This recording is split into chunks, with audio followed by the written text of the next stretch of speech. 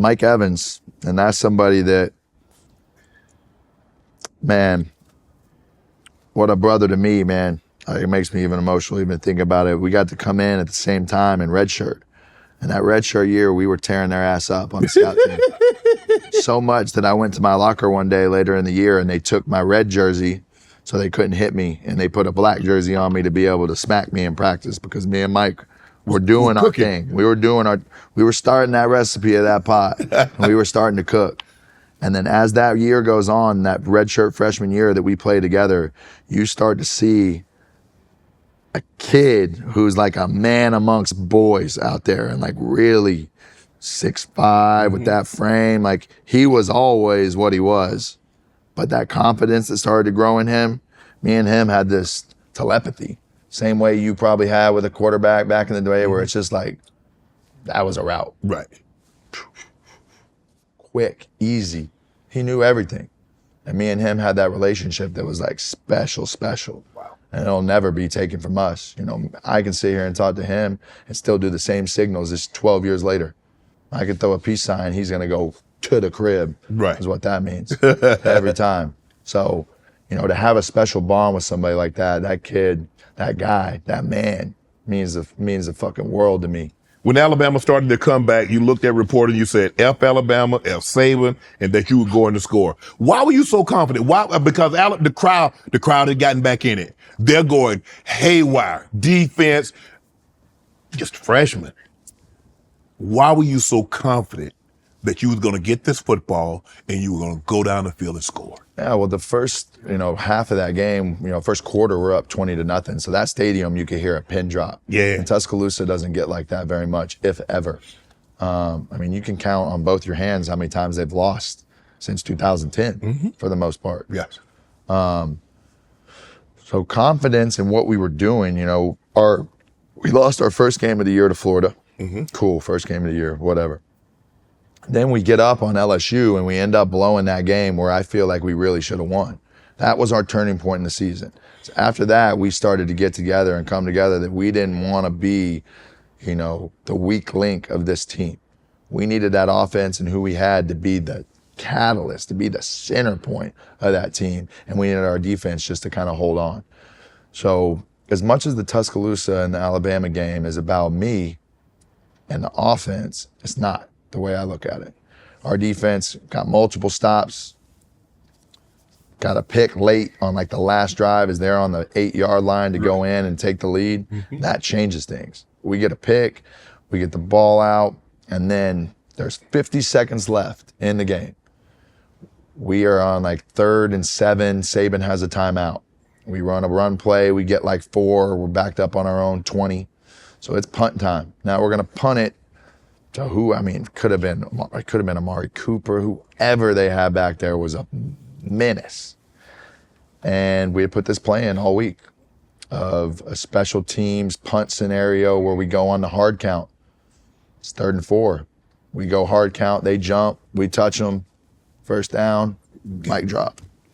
So you have your offense, what we did in the first half. We scored 20 in the first quarter. Right. We only scored 9 the rest of the game. We're hanging on for dear life. The plays that we made on that one score drive, the 6 points we scored in the second half was off a turnover, wheel route down the sideline, dime, corner route, next play, dime. 2 plays, touchdown, like very opportunistic and going with the flow of the game. And then you seal the game with a special teams play. So you got offense, defense, special teams. We walk into the locker room in Tuscaloosa and we burn that thing down. Total team win. Total, completely, without a doubt, total team win.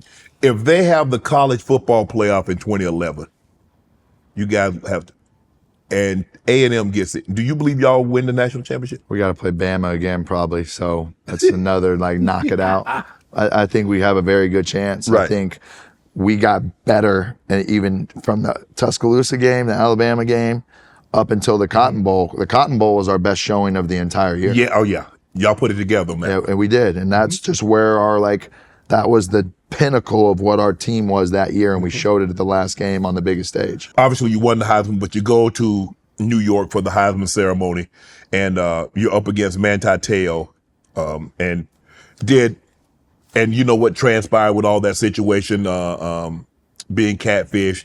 Did you guys talk to anything about that? So how was he during that time? Amazing. And his parents and family, the way they were with my family. You know, you'll see my dad and my mom in the videos of that Heisman ceremony with leis around their neck.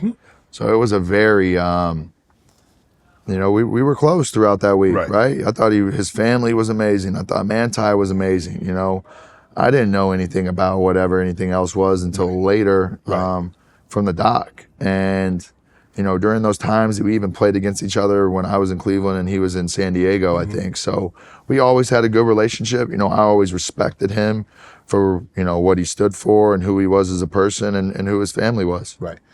I'm going back and I'm looking at guys that have won the Heisman from the SEC. You look at Joe Burrow, Cam Newton, Tim Tebow, Kyler Murray, Baker Mayfield. You were the first freshman to ever win it, and you accumulated an SEC record then, 4,600 yards of total offense. Where would you put yourself if we're having a college? And I'm not going to the NFL because obviously the guys with the prototypical size. But where would you think Johnny Manziel's Heisman Trophy season would rank among those guys? Behind Burrows. Behind Burrow, but in front of Cam? No. What about? I would say, for me, in my opinion, Joe Burrows is probably the best Heisman season to ever happen. And that's just like, look at the numbers. Like, it's not even a comparison. For me, it's him or Barry. And the swagger and what he did it with. And I think it's a no-brainer. I think, agree. Him and Barry somewhere up there at the top, stand alone type of thing. Cam, for me, is of cultural importance. And, you know, coming in from Blinn Junior College and going to Auburn, I remember that. And then they played the team, Oregon, that I was committed to at the time. Right. So it leaves an impact and a memory on me. And I love Cam Newton. Right. To the max. Love what he stands for, love what he's about. Love him to death. And always have. He knows that. And so I think you go Joe Burrow, I think you go Cam, and then I'm right below that. And I respect Bakers and Kylers, and you can nitpick all this all you want, because at the end of the day, it's all about getting to that stage in New York and getting that trophy. Right. Now you're splitting hairs on who's greater than who, and all collectively as a whole, we're fucking badass. Right. You win the Heisman as a freshman. You come back your sophomore year and you have some issues. We start the season off with, well, it's reported that Johnny Manziel signed 4,000 items and this and that. Allegedly. Allegedly, Johnny signed 4,000 items for free. So, Johnny, why put yourself in that situation where it could be allegedly?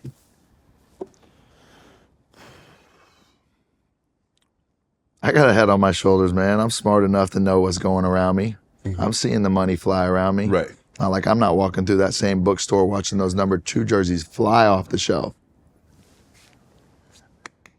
Break me off. Where am I cut? It's everywhere else for everybody else. Yes. I got $700 a month coming in on stipend. That ain't enough for me to do what I want to do. You need 7 bands a month coming in, huh? I need 70 bands. 70 bands? Come on. 7? 70? How the hell am I gonna travel to Miami with 7 bands? What are we doing with 7 bands here? I need 70. Wow. Let me ask you this. Let's just say, for the sake of argument, when Johnny Manziel, his Heisman Trophy season and the season after, the NIL is in existence. How much Johnny football get? Probably $10 million a year. Want to join Club Shay Shay? Become an official member by hitting that subscribe button, where you never know who's going to be joining us for drinks and conversation. Don't be late to the party, because you know we like to do something before 2 something.